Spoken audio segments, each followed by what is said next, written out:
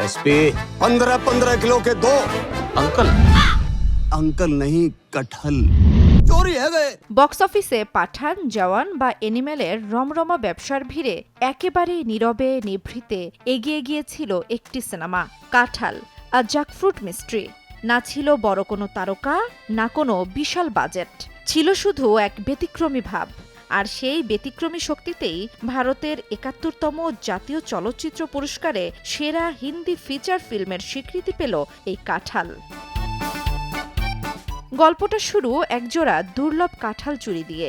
Uncle Hong প্রজাতির দুটি কাঁঠাল চুরি যাওয়ার পর সেই চুরিকেই কেন্দ্র করে শুরু হয় ন্যাশনাল ক্রাইসিস। মুখ্যমন্ত্রীর প্রিয় কাঁঠাল না পৌঁছালে বিধায়কের মন্ত্রী হওয়া অনিশ্চিত। এই গুরুতর মামলার তদন্ত পড়ে সানিয়া মালহোত্রার হাতে।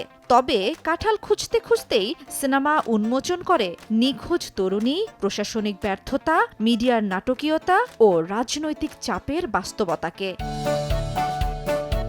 এই সিনেমার প্রাণ সানিয়া মালহোত্রা।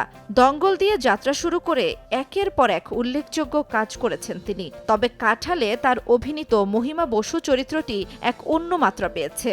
একদিকে সংবেদনশীল, অন্যদিকে দৃঢ় পুলিশ অফিসার। এই চরিত্রের জন্য স্থানীয় আঞ্চলিক ভাষা রপ্ত করে প্রস্তুতি নিয়েছিলেন তিনি। বালাজি মোশন পিকচার্স প্রযোজিত এই ছবিতে সানিয়ার পাশাপাশি অনবদ্য রাজপাল যাদব ও বিজয় রাজ।